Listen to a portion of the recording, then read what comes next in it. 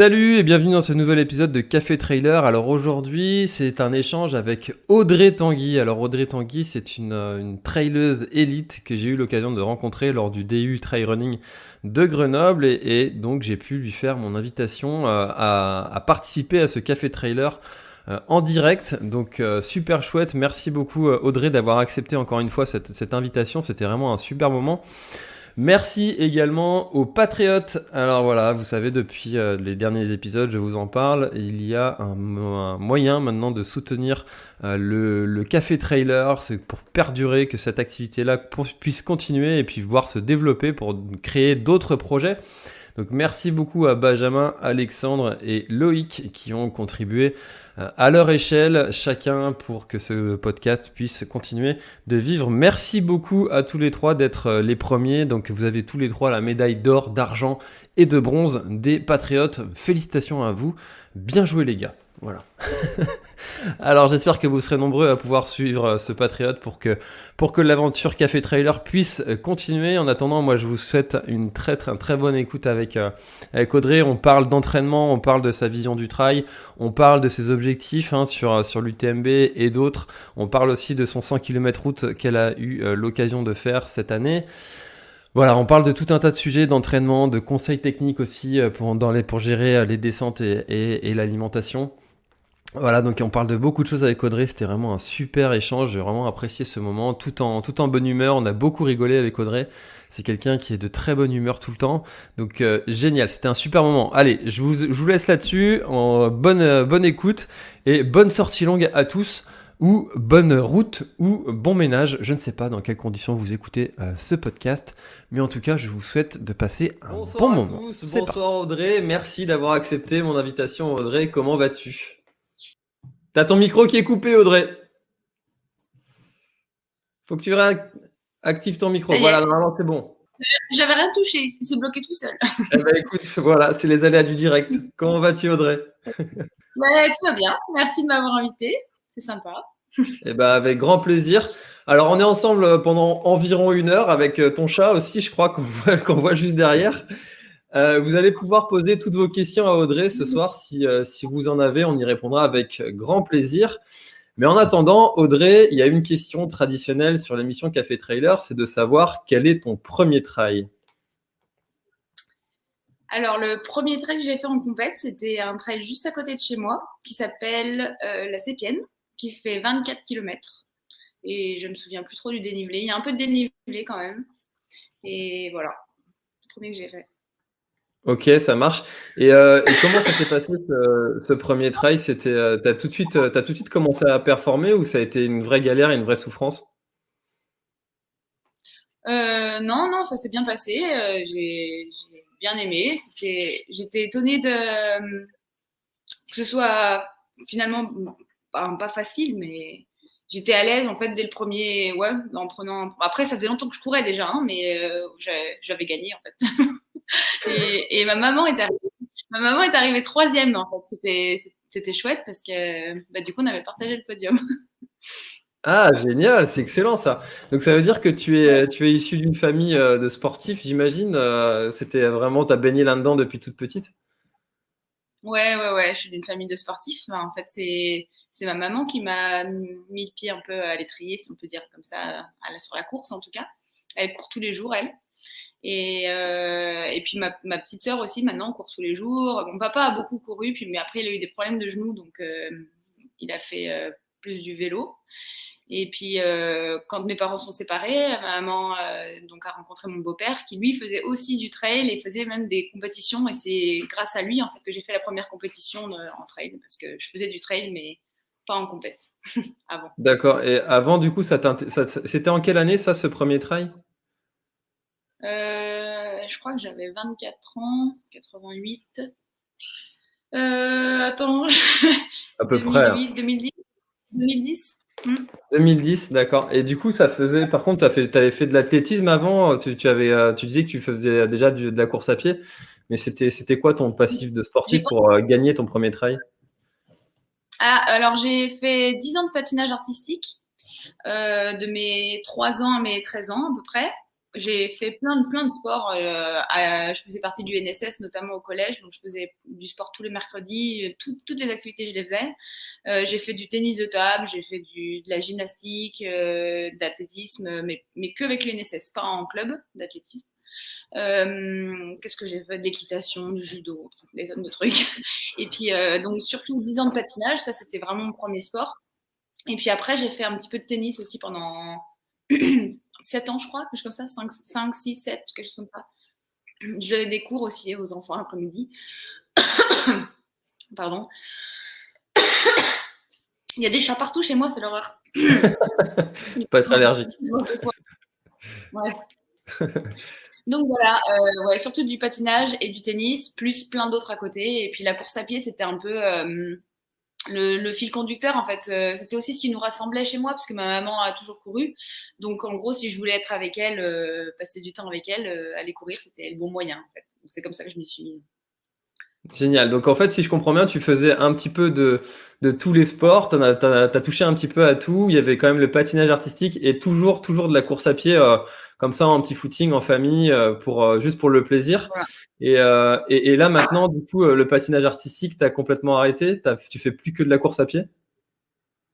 J'ai pas du tout entendu ce que tu viens de dire. Je pense que le micro a bugué. Le patinage artistique, Ouais, t'as complètement arrêté. Maintenant, t'en fais plus du tout? ouais. Non, j'ai complètement arrêté jeune ado, en fait, hein, à 13 ans, D'accord. parce que ça me prenait beaucoup de temps. Et puis, pour progresser en patinage, en fait, il faut pas avoir peur. Et puis, avec l'âge, on a peur. Et puis, c'est moins facile. En fait, on est meilleur en patinage quand on est plus petit et plus léger. En grandissant, le centre de gravité va s'élever. Et du coup, c'est plus compliqué pour les sauts. Et donc, au bout d'un moment, on progresse plus. Et dès que j'ai arrêté de progresser, j'en avais marre. Donc, j'ai arrêté.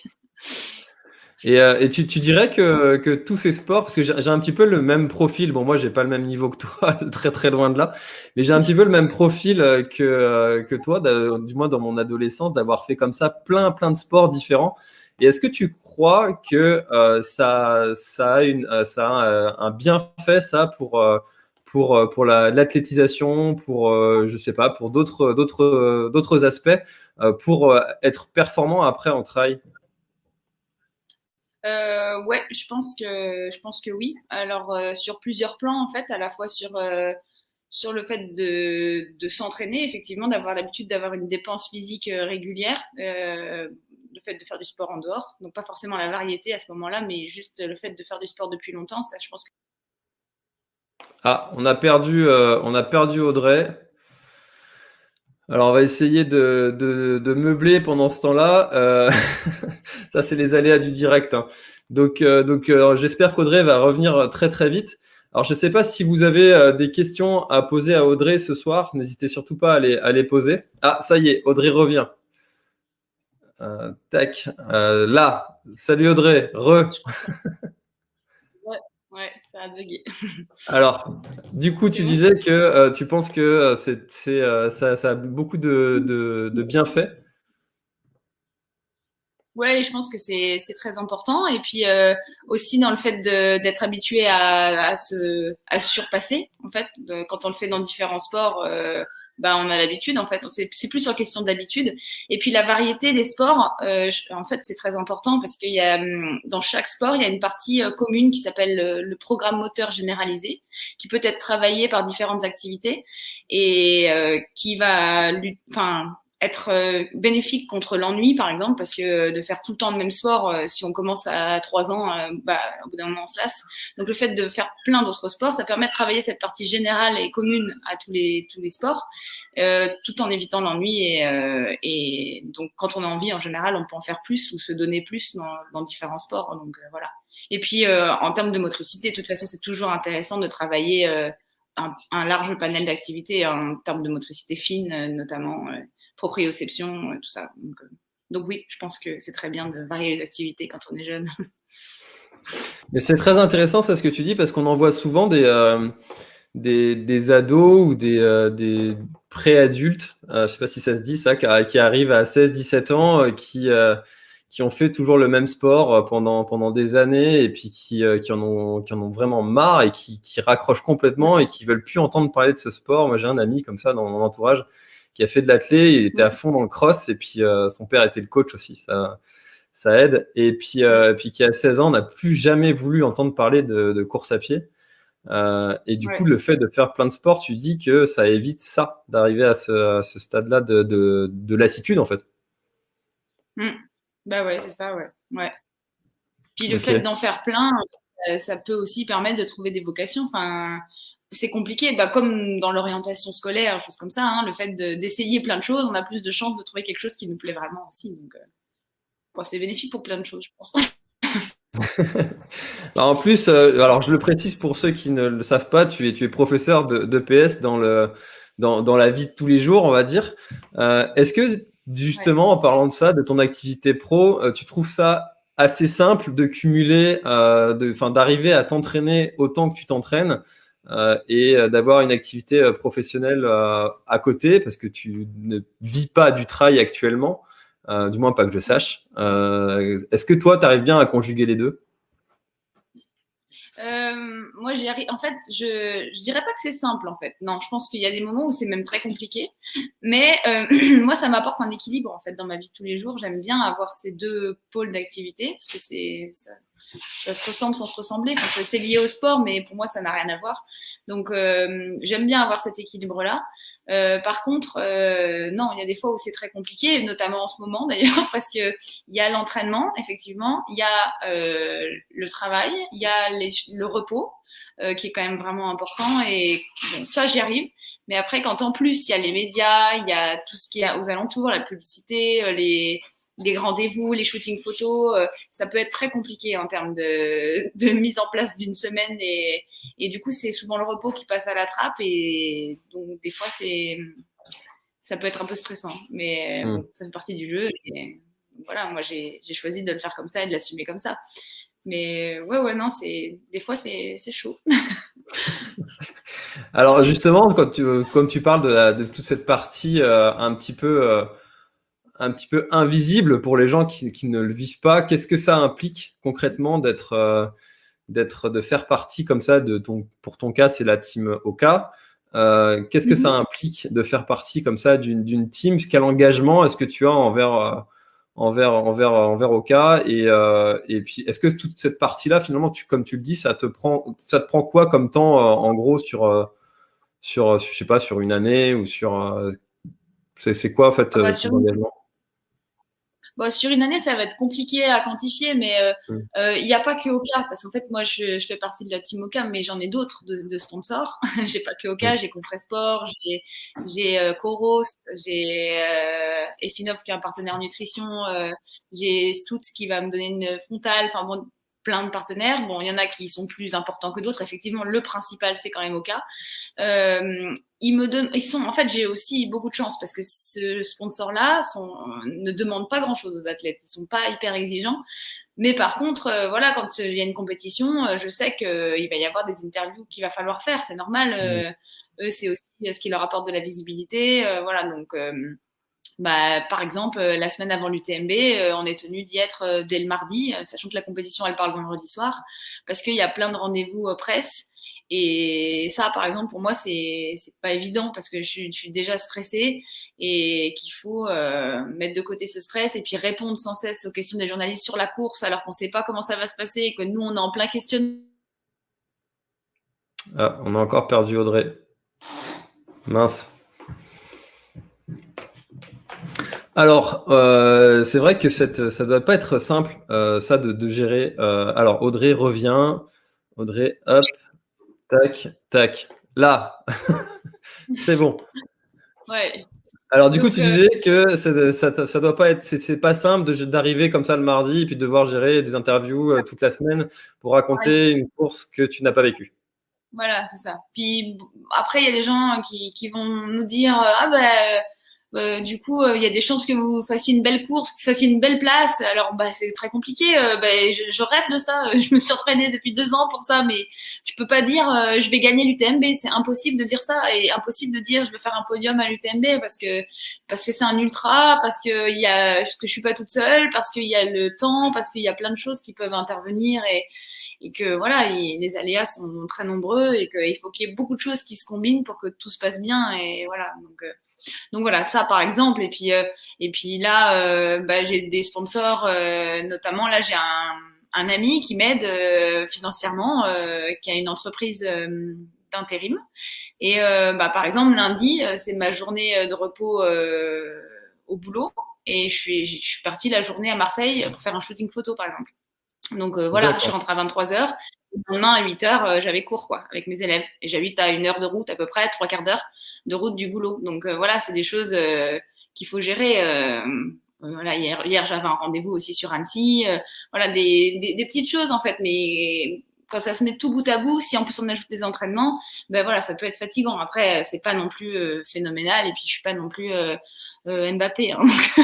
Donc voilà, mais c'est des choses qui peuvent être plus ou moins. Après, ça dépend aussi du tempérament qu'on a, mais qui peuvent être plus ou moins coûteuses en énergie. Et du coup, il faut aussi savoir le gérer. Et puis, faut savoir qu'il n'y a pas que l'entraînement et le boulot à côté. Il y a aussi d'autres petites choses qui peuvent s'intercaler. La gestion un peu des réseaux sociaux. Alors là, je suis un peu mal placée parce que je le fais pas trop et je le fais pas beaucoup. Parce que c'est aussi un choix de ma part. Mais voilà, ça peut prendre énormément de temps. Donc voilà. Ah, c'est sûr que ça prend énormément de temps, cette gestion des réseaux sociaux. J'en parlais justement avec Thibaut Barognan, que j'ai reçu ici aussi, et qui est très, très actif, lui, pour le coup. Et je pensais même que c'était quelqu'un qui le gérait pour lui. Et puis, il me disait que non, tout était fait par lui. Donc, ça me surprend pas que tu sois comme ça, obligé finalement, de faire des choix sur, tiens, là, je suis actif, là, je le suis un peu moins, parce que faut bien aussi continuer à t'entraîner parce que maintenant, si c'est un petit peu compliqué cette position-là, j'ai l'impression pour toi d'être attendu. Et comment est-ce que tu gères ça parce que quand on n'est pas, quand on n'a jamais fait de podium, qu'on vient d'arriver sur un circuit, et ben on a la position de celui qui veut aller chercher, on n'est pas attendu, c'est un peu facile, mais enfin facile entre guillemets, hein. Euh, mais quand on est attendu comme ça, c'est une source de stress. Est-ce que toi, tu as je sais pas, quelque chose que tu fais pour gérer ce stress-là? Alors moi, enfin, j'ai toujours été stressée en fait. C'est pas lié au fait que les gens m'attendent peut-être plus maintenant qu'avant. C'est même presque moins parce que du coup, j'ai l'impression que les gens me font confiance et j'ai l'impression d'être moins seule en fait. Donc non, je ressens pas les choses comme ça.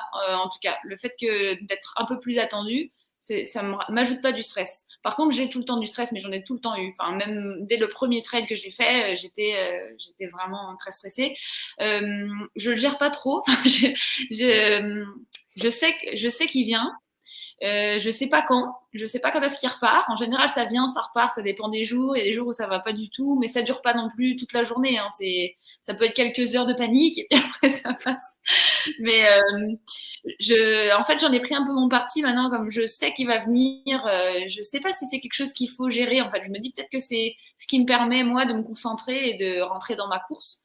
Donc, j'essaie de penser comme ça, en fait, de penser positif en me disant peut-être que le stress me sert à quelque chose, ne me prend pas juste de l'énergie.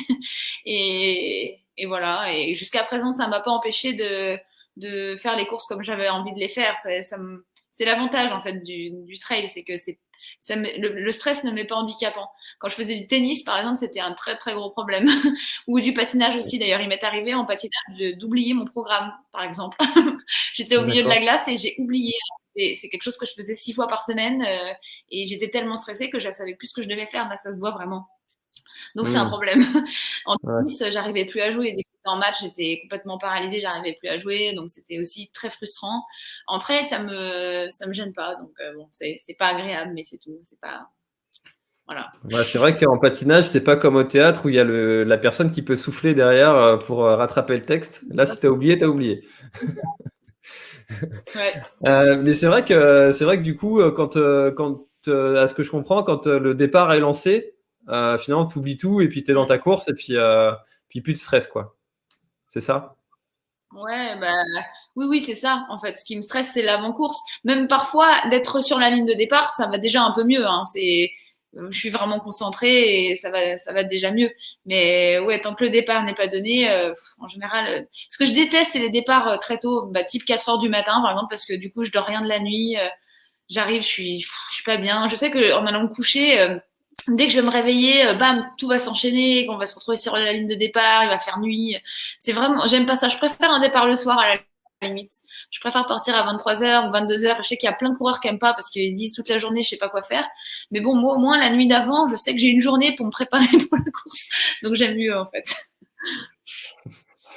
Là, c'est vraiment un parti ça, parce qu'en plus, c'est vrai qu'il y a des gens qui se lèvent 4 heures avant pour prendre un petit déj ou un repas d'une certaine façon qui leur correspond.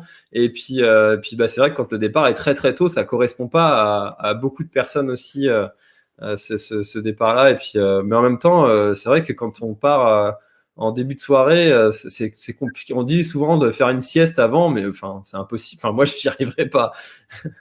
Bon, non, moi j'y arrive pas non plus, hein. Mais bon, après, je préfère sauter une sieste plutôt que déjà partir à 4 heures du matin avec une nuit blanche, quoi. Parce que du coup, je suis pas du tout sur un pied d'égalité avec les autres. Bon. Alors que la sieste, il y en a plein qui n'y arrivent pas. À part Camille Bruyat qui y arrive très bien, ou Ludo Pobret d'ailleurs, ou Julien Chaurier. Mais bon, sinon, il y en a plein qui n'y arrivent pas, donc ça va. Je suis pas toute seule. D'accord. Camille Bruyat qu'on salue et que je recevrai d'ailleurs la semaine prochaine. D'accord.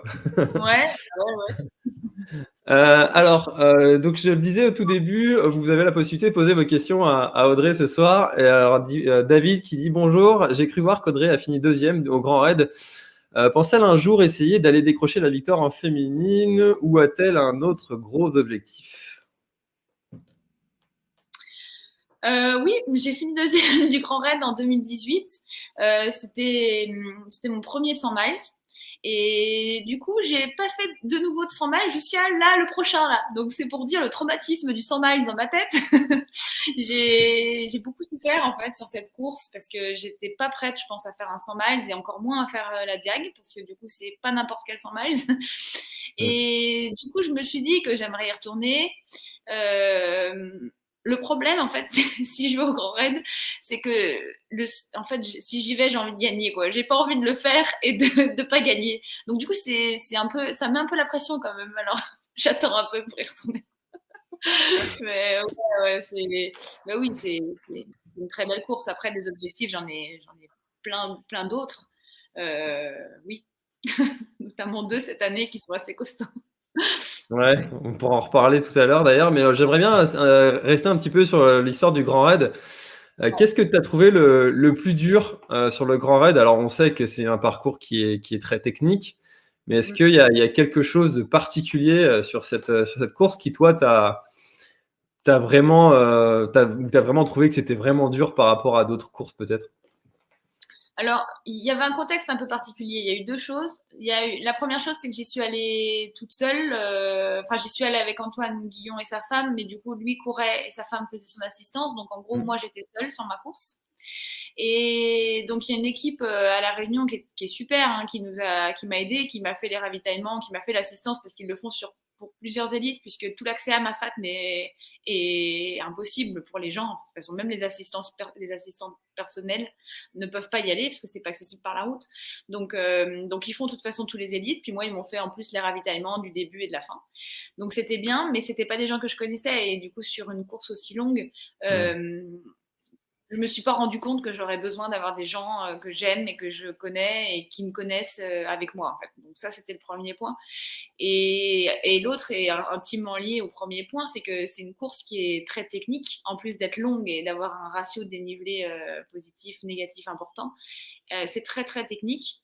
Donc déjà, il faut rester concentré mentalement pendant très longtemps. Et c'est une course très longue en fait. Et ça, j'avais pas mesuré que courir pendant plus de 29 heures, moi j'ai mis 29 heures 20 et quelques, je sais plus combien exactement, ça allait être vraiment très, très, très, très dur pour moi de rester concentrée comme ça pendant aussi longtemps. Et voilà, donc je sais toujours pas si je suis capable en fait de bien vivre une course de plus de 25 heures en fait. j'en ai jamais refait parce que j'avais pas envie. Et donc, je Ah sais oui. pas si. Ouais, je n'en sais rien en fait. Mais c'est vrai que ouais, c'est très dur la diag. C'est intéressant ce que tu dis parce que souvent on rêve un petit peu d'ultra, enfin beaucoup hein, rêvent d'ultra, ça fait rêver tous ces parcours, toutes ces distances qui sont incroyables. Mais sauf qu'en fait on sait pas si on est fait pour ça avant de l'avoir fait. Ouais. Bah oui, oui, c'est exactement ça, ouais.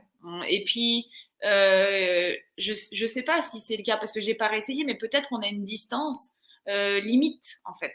Peut-être que parce un ultra, ça commence, on va dire, à 100 km et puis ça se termine à 3, enfin ça se termine pas en fait. Mais il y a des ultras de 350 km. Donc voilà, et peut-être que chacun a une distance limite au-delà de laquelle il prend plus du tout de plaisir ou à partir de laquelle il prend du plaisir aussi. Moi, j'aime faire des courses de 30-40 km déjà, ça me plaît.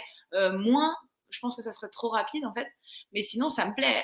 Je pense qu'il y a des gens en dessous de peut-être de 80 km, ils n'aiment pas ça parce qu'ils sont dans le dur et qu'ils ne sont pas encore chauffés et que je sais pas, hein, je suppose. Donc je pense qu'on a tous en fait un, un, un panel de courses qu'on peut faire et dans lesquelles on prend du plaisir et qu'il faut le trouver. Et c'est vrai que c'est pas facile, c'est qu'en essayant qu'on le sait en fait. Et puis c'est pas parce que voilà ma première diag, je l'ai mal vécue que peut-être si j'en refais une, elle se passera, enfin je le vivrai aussi mal. Peut-être que aussi j'ai progressé, j'espère quand même en 2 ans, et que voilà maintenant je serai mieux armée pour m'attaquer à la diag, surtout que je saurais davantage à quoi m'attendre. Je sais pas, mais voilà. Bah écoute, affaire à suivre sur le prochain Gros Ultra. Du coup, c'était la deuxième partie de la question de David. Est-ce que tu peux nous parler justement de ton gros objectif de cette année? Mon objectif principal, c'est l'UTMB, fin août. Et avant celui-ci, j'en ai un autre qui est dans 15 jours à peu près, Ouais, c'est ça. qui est la Western States. Mm. Voilà. Donc, mais le principal, quand même, c'est l'UTMB. Je veux dire, à la base, j'avais décidé de faire la Western pour prendre de la vitesse en vue de l'UTMB. Après, il se trouve que euh, moi, j'ai 3 courses de rêve en fait dans ma tête que j'aimerais gagner un jour. C'est la Western, c'est l'UTMB et c'est l'Hard Rock. Donc, du coup, la Western en fait quand même partie. Après, faire pour la première fois la Western et la gagner, ça me paraît vraiment très compliqué. Mais bon, on verra, on sait jamais sur un malentendu. Voilà. Surtout comme tu le dis, sur un ultra, il peut se passer plein de choses. Donc les malentendus, il peut y en avoir un paquet. Ouais, non, mais bien sûr, mais c'est sûr. Comme je Si dis toutes les toujours, planètes s'alignent. si l'occasion se présente, je ne la laisserai pas passer, ça c'est sûr.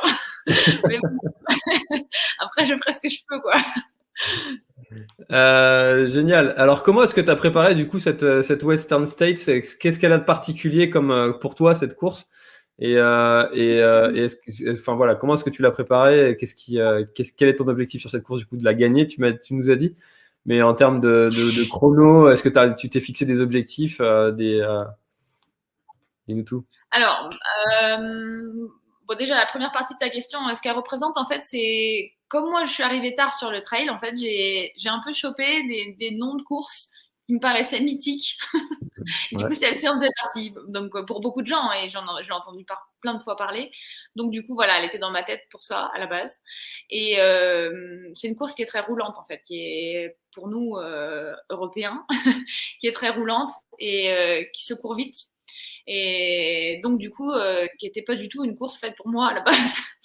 Donc, j'ai eu de la chance dans cette pandémie, en fait, d'avoir des propositions qui se sont très bien accordées avec cet objectif de prise de vitesse que j'avais cette année, puisque j'ai été invitée au projet Carbonix avec Oka en Mm. Arizona en janvier. Donc, j'ai fait un 100 km sur route qui m'a permis justement de travailler sur le plat. Et après, je suis allée refaire une course aux États-Unis, la Canyon Endurance 100, là, c'était en avril, qui emprunte une bonne partie de la Western dans l'autre sens, très roulante aussi. pour voilà, voir un peu à quoi j'allais être confrontée, tant au niveau de l'ambiance que du terrain, que de la chaleur, même s'il fera beaucoup plus chaud à la western, que des concurrentes. Par exemple, sur cette course-là, la Canyon 100, moi, j'estime avoir fait une très bonne course. Et on est 3 filles à arriver en 2 minutes, par exemple, sur 100 km. D'accord. Et voilà, je sais qu'il y a de la concurrence et je sais que ça va être haletant en termes de pression, même pendant la western. J'avais Beth Pascal, du coup, qui a gagné la Canyon 100, largement. Et donc, elle a déjà fait la western et elle m'expliquait que sur les dernières parties, elle est arrivée 4e, elle. Et les dernières parties, les filles éteignaient leur lampe frontale pour pas être vues, pour pas être rattrapées. Donc, elle a vécu ça sur un 100 miles. Donc, je me suis dit que, voilà, il faut le savoir. Il faut l'avoir en tête que ça peut être très proche tout le long. Les garçons sont habitués à ça, les filles beaucoup moins. Donc, voilà, il faut le savoir. Voilà. Ah, c'est marrant cette petite technique là un peu fourbe de dire je suis pas là, tu me rattraperas pas. Les garçons font ça à l'UTMB et à la TDS. Ça, c'est dans le col du tricot. Les garçons éteignent leur lampe. Hein. Ça, mes copains me l'ont dit chez Oka. Ouais. Ils sont un peu fous. Moi, j'aurais jamais pensé à faire ça. Moi, je le ferais pas sur la western. Non, j'aurais trop peur de tomber. Et puis, de toute façon, si je dois me faire rattraper, je me ferai rattraper. Donc bon. Mais j'aimerais bien que la fille devant l'éteigne pas non plus, par contre, parce que j'aimerais autant savoir qu'elle est là. Ah, c'est marrant cette technique là, mais je suis sûr qu'il y en a plein comme ça, des petites techniques, des petites choses comme ça qu'on connaît pas quand on n'est pas comme ça dans l'élite et des petites techniques un peu fourbes. Est-ce qu'il y en a d'autres comme ça, des petites choses comme ça que tu peux nous partager auxquelles tu penserais comme ça Oui, il y en a plein, je pense. Par exemple, je sais pas, un ravitaillement. Moi, la TDS, j'étais arrivée en même temps que des concurrentes. La dernière TDS, on était 3 ensemble au 50e, même plus que 50e, à Beaufort. Il restait 50 km, donc à peu près au 100e kilomètre. Et donc, je voulais ne pas partir trop loin d'elle, mais je voulais pas en même temps, moi, me saboter mon ravitaillement. Donc, je les regardais, je voyais, en fait, je savais, elles étaient dans mon dos, mais je savais quand est-ce qu'elles partaient et je savais exactement ce qu'il fallait que je fasse pour à la fois, moi, me ravitailler correctement et à la fois leur mettre quand même un petit peu de pression. Donc, en fait, je les ai laissés partir. Et puis, j'y suis allée juste derrière. Et le dernier ravito, on n'était plus que 2. Et là, par contre, j'ai attendu qu'elle arrive dans le ravitaillement et je suis partie juste avant pour lui montrer que, voilà, que j'allais pas lui donner, que si elle voulait la première place, il allait falloir qu'elle vienne la chercher. Mais voilà, il y a plein de pas. Ouais, c'est le jeu, hein, c'est le jeu. Il y a un moment où on joue avec ce qu'on a à ce moment-là et ce qu'on peut jouer sans aucune malveillance. Hein, c'est pas du tout ça. Hein, c'est rigolo, quoi. C'est le jeu. Et c'est vraiment pour jouer, quoi. Ah, alors j'ai entendu ça quelque part, je sais plus qui l'a dit, mais de considérer le trail comme une blague, que c'est une grosse blague tout ça, et puis que on est juste là pour s'amuser et que y a pas vraiment de grands enjeux et que de jouer un petit peu comme ça sur les ravitaux, à faire peut-être des fois un peu style qu'on n'est pas bien et puis en fait on est en pleine forme, ça doit être sympa. Faire style qu'on peut aller à la bagarre alors qu'en fait pas du tout, absolument pas. Notre corps n'est pas du tout d'accord avec ça. Ouais, bah oui, c'est le jeu. Génial. Alors, du coup, il y a Germain que je pense, connais un petit peu, qu'on salue, qui est passé aussi dans l'émission Café Trailer et qui dit bonjour Audrey, que manges-tu quand tu vas aux US? Je suis au régime, moi. Quand je vais aux US, je mange que des légumes. Non, c'est pas vrai, bien sûr. Il dit ça parce que je pense qu'il a vu passer des stories avec des pancakes, genre 15 pancakes superposés. En fait, non, je mange ce qu'il y a. Enfin, j'aime bien aussi quand je vais dans un autre pays, manger des spécialités locales. Alors, bon, après avoir une course, faut aussi trouver le juste milieu parce que tu peux pas manger que des burgers frites quoi qu'il. Mais les 3 jours avant, moi en tout cas je le fais pas. Je fais pas complètement ça, mais par contre je le fais un peu quand même. J'essaie de trouver le juste milieu pour goûter, me faire plaisir, tester de nouvelles choses et en même temps pas saboter ma course quand même parce que bon, ce serait quand même un peu con. Voilà. En fait, quand on va là-bas, faut prévoir vraiment un temps pour l'après, quoi. C'est ça, pour Ouais, profiter sur ouais, ouais. l'après. Ouais, c'est important. L'après est très important. C'est ça. Mais Pour tout la le temps, récup, ça. hein, évidemment, la récup, Bien sûr, la récup. Bien sûr. Ouais. évidemment. Génial. Bon, je savais bien qu'il y avait un petit truc derrière cette question de Germain, connaissant un petit peu son côté taquin. Ça m'étonnait pas qu'il y avait quelque chose Ouais. derrière. Non, puis parce que, en fait, on s'est vu quelques fois avec Germain et Katie notamment. Et puis avec Katie, on aime bien manger. Enfin, on s'aime bien pour ça aussi. On aime bien manger et on mange quand même beaucoup. Et du coup, bah voilà, on s'envoie souvent on aime mutuellement nos stories nourriture. Voilà, c'est quelque chose qui fait partie de nous. Le petit instant partage nourriture. Ok. Voilà. Ça marche. Bah, c'est intéressant ça de savoir que les athlètes élites aussi savent ne pas que se brider à des choses qui sont prévues.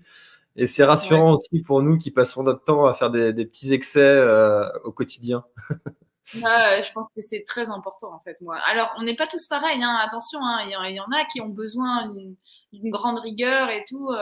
Moi, c'est pas le cas. Et si je devais donner un conseil aux gens, je dirais de pas faire ça en fait, parce que je pense qu'on peut vite tomber dans l'obsession et on y a déjà un entraînement qui est quand même plus ou moins rigoureux, mais en tout cas qui est contraignant et qui peut être difficile.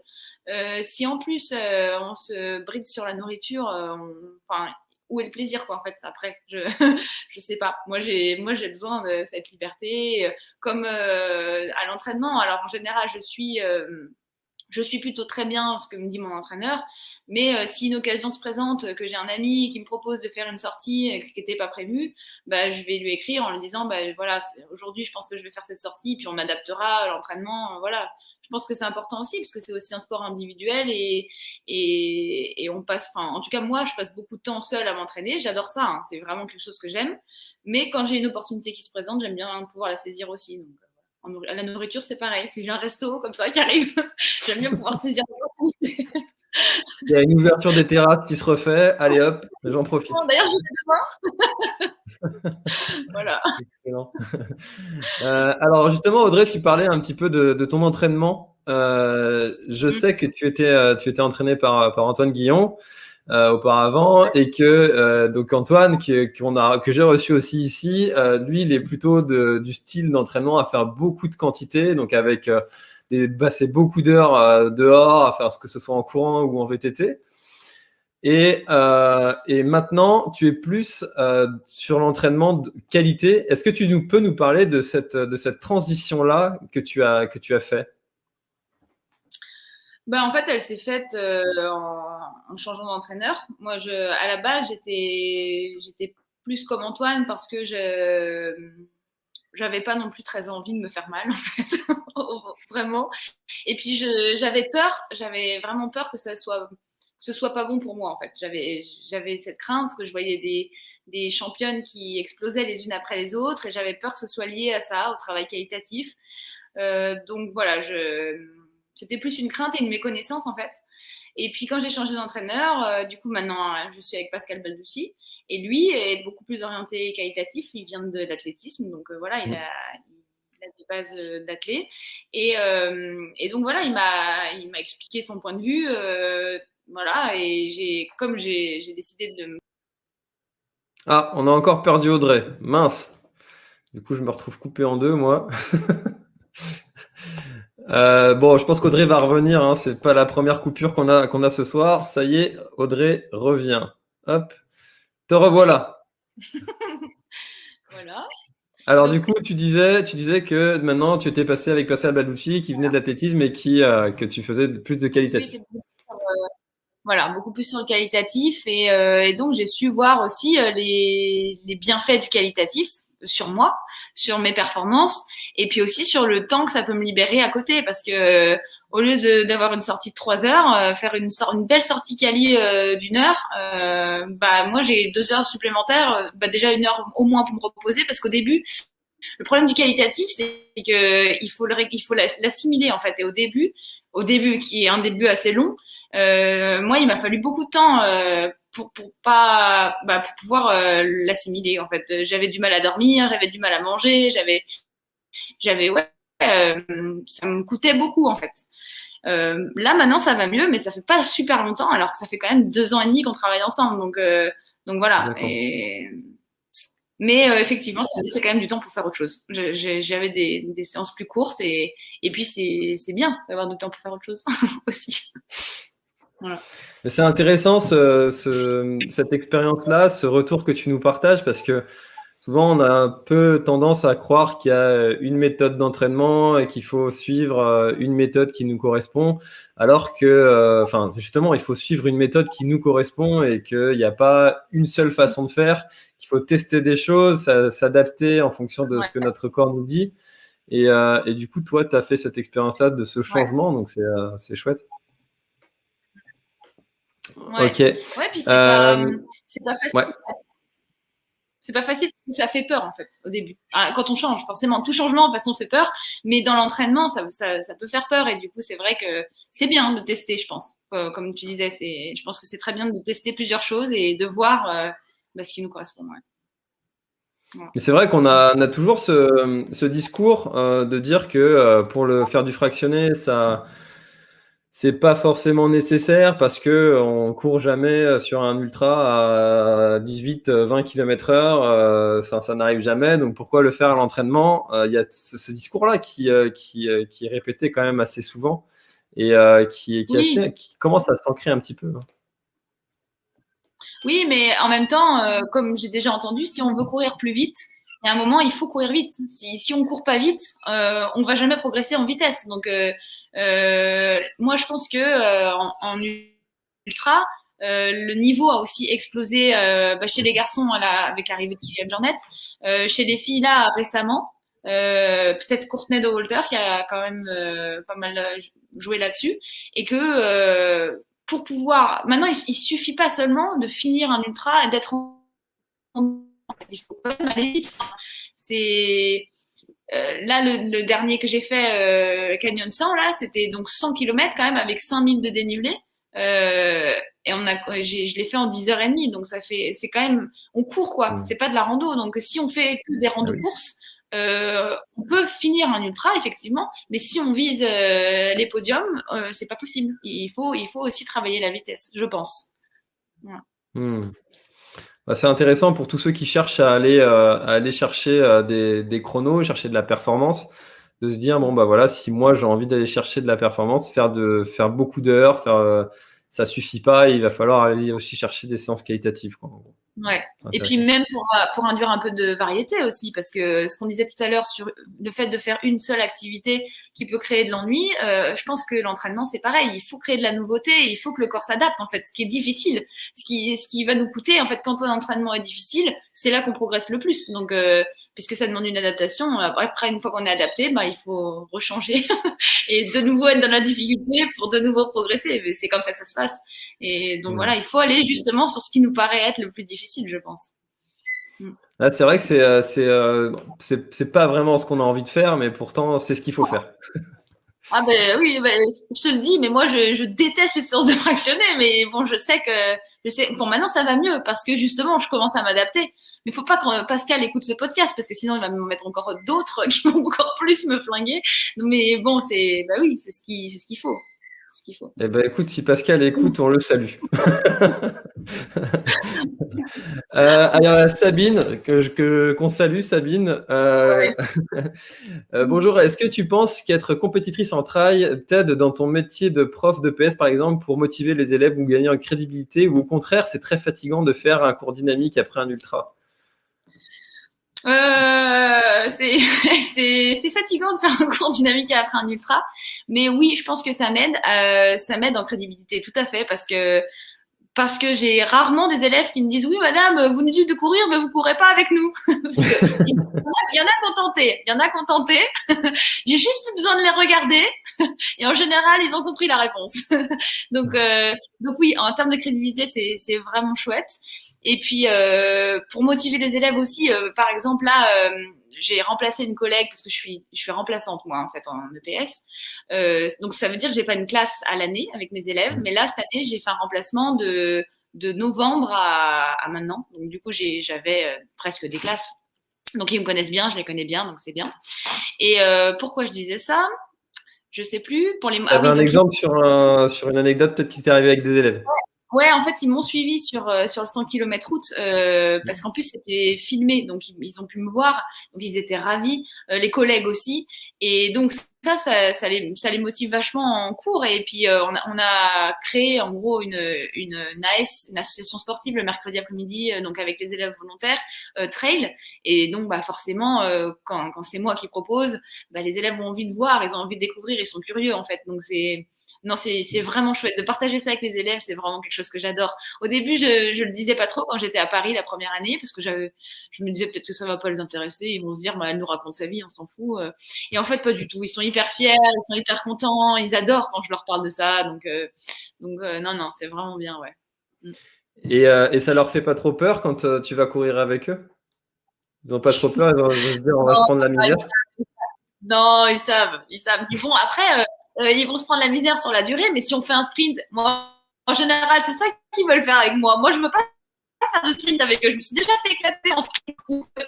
Un petit sixième d'ailleurs. Bah oui, forcément, ils sont rapides hein, à cet âge-là. Hein. Donc, je leur dis hein, souvent, hein, tu sais, si on fait un sprint, tu vas me battre. Hein, mais c'est bien aussi, c'est bien qu'ils voient qu'on peut gagner, qu'on peut perdre et que voilà, c'est pas un problème, c'est un jeu justement. Ça me Voilà, dérange pas le de perdre try mes is élèves sur un like. sprint. Voilà. Génial. Alors, je voudrais enchaîner avec totalement un sujet complètement différent parce que pour ceux qui, enfin, personne ne le sait, sauf ceux qui étaient au début de Trail Running de Grenoble, on s'est rencontrés là-bas où tu avais fait une petite intervention, une intervention sur une table ronde. Et tu as parlé d'un sujet qui moi, me concerne beaucoup. C'est sur les ultras.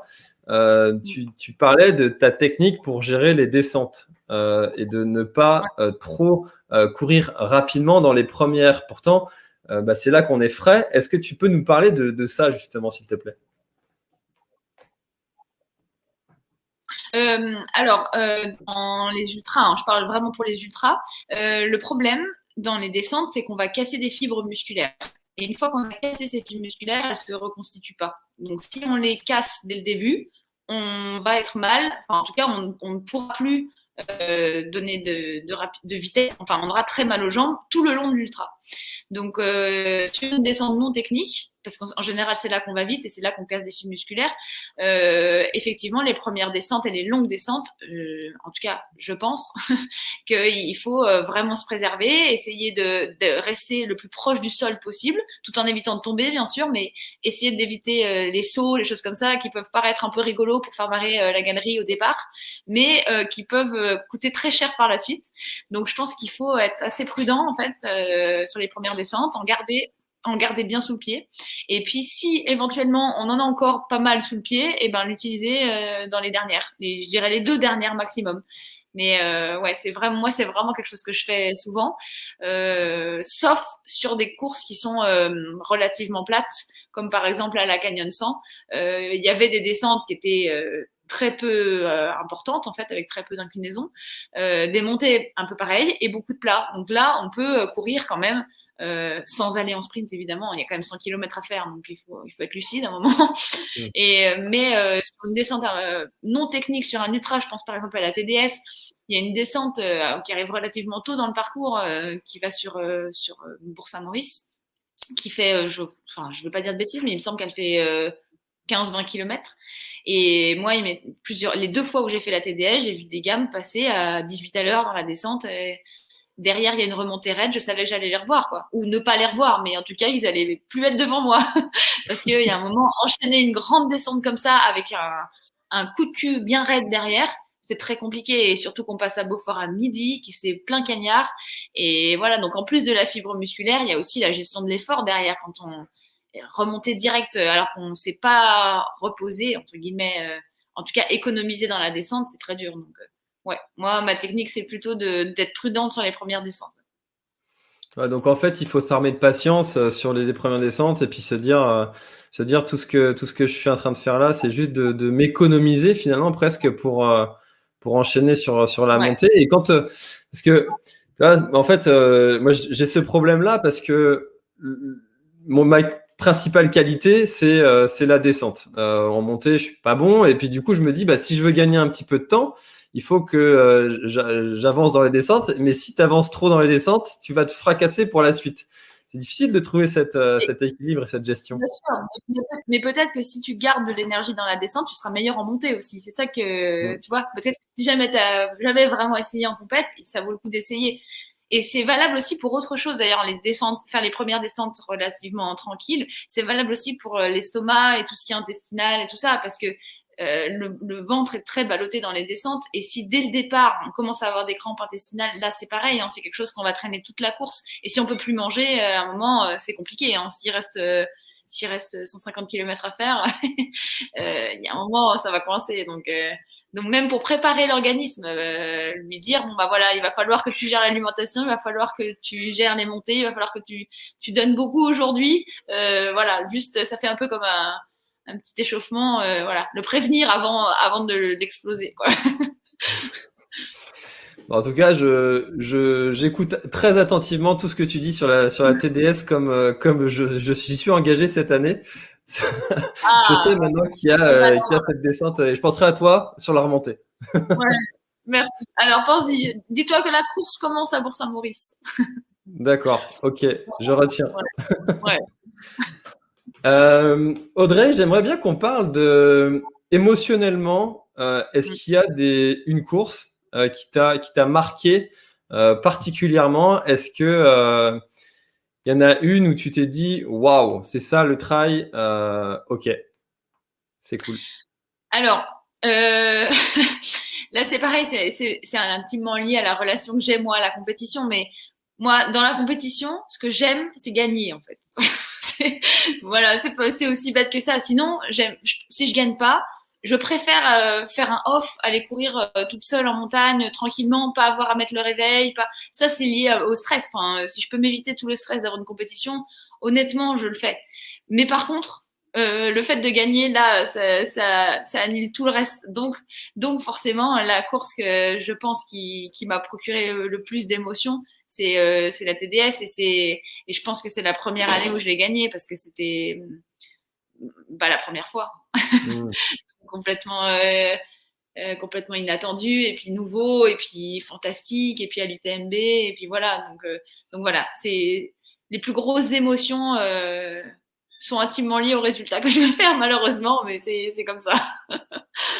Et alors, d'où tu penses que ça te vient, ce côté compétitrice, cette envie de gagner est-ce que tu penses que c'est quelque chose que tu as, qui était dans ton éducation? Est-ce que c'est quelque chose d'inné? Est-ce que c'est quelque chose que tu as eu sur le tard?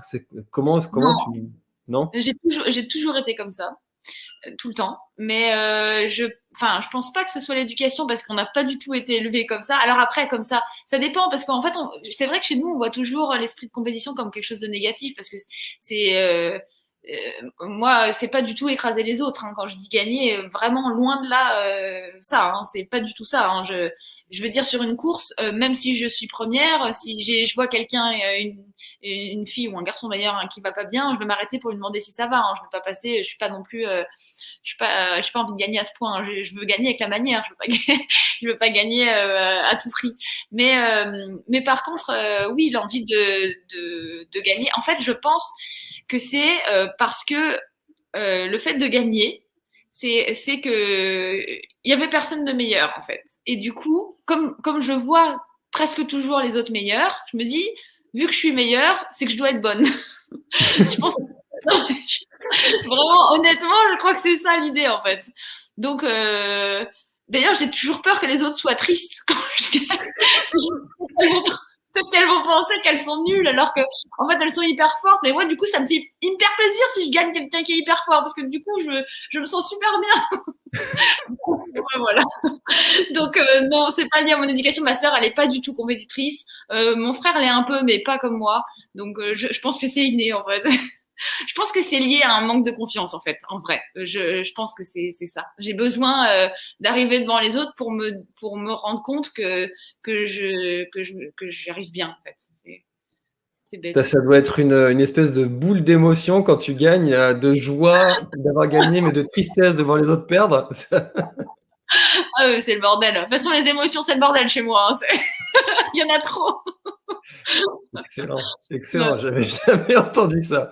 C'est beau. C'est beau. Honnêtement, quand je gagne, je suis quand même plus contente pour moi que triste pour Ouais. les autres. Je suis pas si altruiste que ça quand même, mais, Ouais, mais par contre, mais je pourrais comprendre quelqu'un qui serait triste, tu vois, et ça me dérangerait honnêtement. Tu vois, bon bref.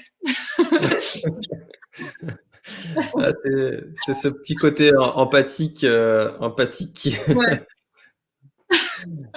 Ok.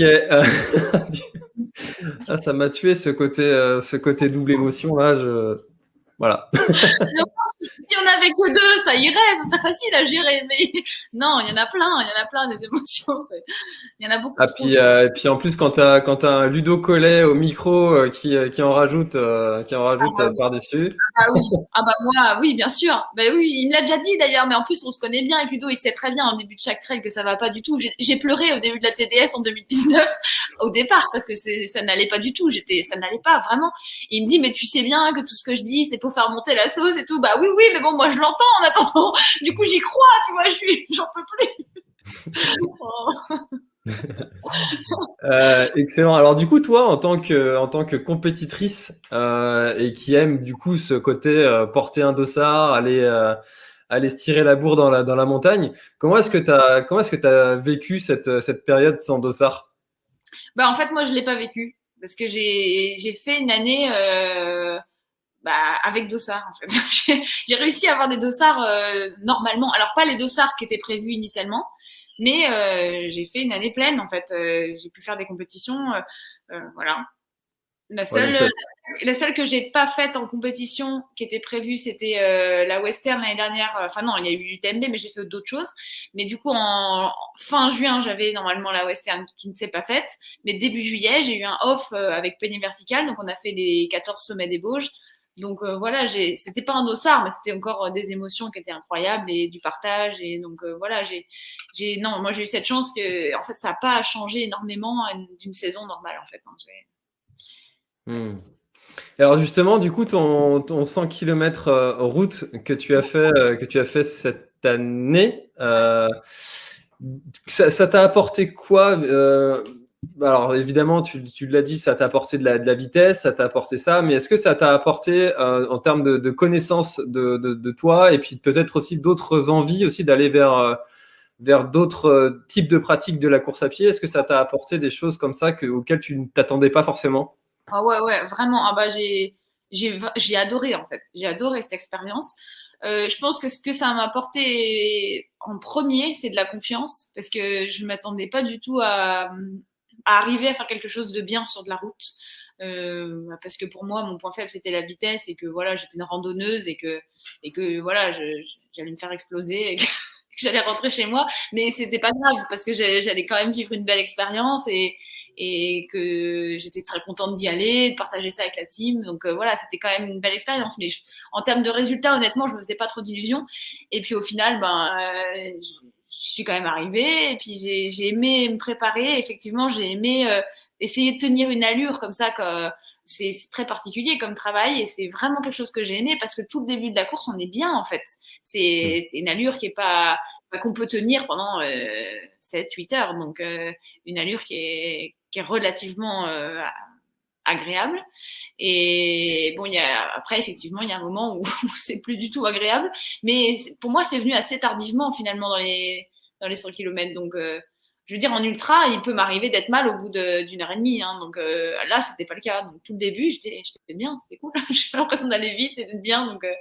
Donc j'ai vraiment aimé. Et puis il y avait ce côté vraiment très rassurant aussi de voir des gens tout le temps. C'est pareil en ultra, que j'aime aussi, de voir personne pendant des heures, d'être tout seul au milieu de la montagne. Quand on est bien, c'est génial. Quand on n'est pas bien, ça peut être un peu stressant, quoi. Ça peut être un peu, ça en rajouter, quoi. Ça peut en rajouter. Donc là, non, il y avait Julien en plus qui était avec moi. Ça, c'est pareil, quelque chose que j'aime beaucoup, d'avoir quelqu'un que j'aime avec moi sur les courses. Donc voilà, qui était là, que je voyais souvent, que je voyais tous les 10 km. Donc c'était bien. Ouais, donc ça m'a apporté voilà ça, de la connaissance sur mon allure de 100 km, sur la foulée à adopter, sur la douleur des jambes à la fin d'un 100 km route, le temps de récupération après un 100 km route qui est pas du tout le même qu'après un 100 km en trail. Et puis ouais, l'envie d'y retourner, ça c'est sûr. J'ai très envie de recommencer. Ouais. Et ça t'a donné envie d'aller faire d'autres types de distances ou de pratiques sur la route, des 24 heures, des choses comme ça? Alors, non, 24 heures, je pense pas. En fait, cette année, j'ai testé 2 choses parce que je suis allée aussi sur la finale des Golden Trail Series. Donc, j'avais fait des 30, des 40 km. Et ça aussi, en fait, j'ai envie de le faire. J'ai envie par la suite. Donc, en fait, je me suis dit cette année, en testant plusieurs choses, que j'aimerais me fixer 2 ultras dans l'année, principaux, très importants, des gros objectifs, et mixer avec d'autres choses, avec de la route, avec pourquoi pas avec de la route, avec des plus courts, avec d'autres choses en fait. Des traversées aussi, c'est très à la mode ça, de faire des traversées en solo. Ouais, pourquoi pas. Alors en solo, moi non, je pense pas. Mais par contre avec des copains copines, oui, ça beaucoup plus. Ouais, Je quand je dis préfère en solo, partager. c'est sans dossard, sans Oui, oui. Ouais. en off. Oui, mais ouais. Ok, ça marche. Alors Audrey, on arrive déjà aux 58 minutes 45, très précisément. Ça passe très très vite à chaque fois cette soirée du mercredi soir. Il y a toujours la dernière question que je pose toujours, c'est de savoir qu'est-ce qu'on peut te souhaiter pour cette année 2021. Alors là, c'est ton moment. Tu peux nous dire ce que tu veux, que ce soit du trail ou pas. C'est toi qui choisis. Qu'est-ce qu'on peut te souhaiter pour cette année 2021?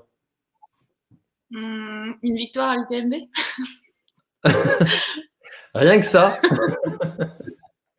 Bah, s'il faut demander, si je peux demander un site, c'est ça, ouais. Bon, bah écoute, Audrey, c'est tout ce qu'on te souhaite, évidemment, hein, que tu aies cette boule d'émotion, joie, tristesse sur la ligne d'arrivée de l'UTMB, mais Bon, même si je beaucoup de joie. de toute façon. Ludo saura trouver les mots pour te réconforter. Ouais. Oui. Merci beaucoup, Audrey. Où est-ce qu'on peut envoyer les gens qui veulent suivre tes aventures?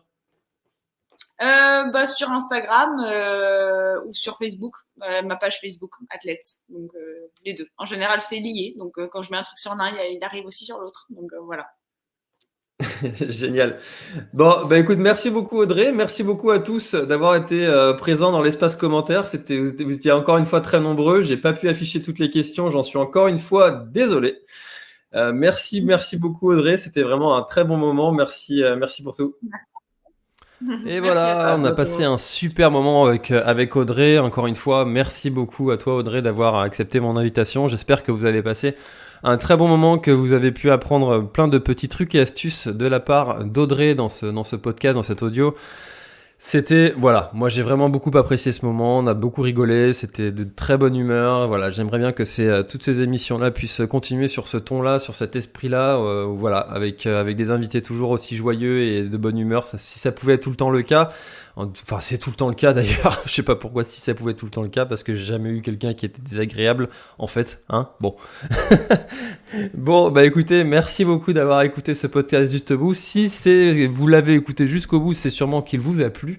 Donc s'il vous a plu, bah, n'hésitez pas à le partager, à le noter 5 étoiles, je le répète à chaque fois, mais ça aide beaucoup à référencer le podcast et aussi à mettre un petit commentaire. Merci beaucoup à tous ceux qui l'ont fait, donc qui ont noté le podcast sur Apple Podcast. et qui partagent aussi en story vos écoutes. Ça me fait toujours très plaisir de vous voir écouter mes podcasts. Et voilà, donc merci beaucoup à tous, merci beaucoup et merci. Et encore une fois, si vous voulez soutenir le podcast, n'hésitez pas à le faire via le Patreon, donc lien dans la description du podcast pour soutenir et aussi avoir le replay du podcast sans pub et aussi d'avoir d'autres petits avantages, mais je vous laisse aller regarder et checker tout ça sur le lien qui est dans la description pour avoir toutes ces infos. Merci beaucoup et en attendant, enchaînez avec un autre invité. Si vous ne les avez pas encore tous écoutés, c'était François et Audrey. Bye bye.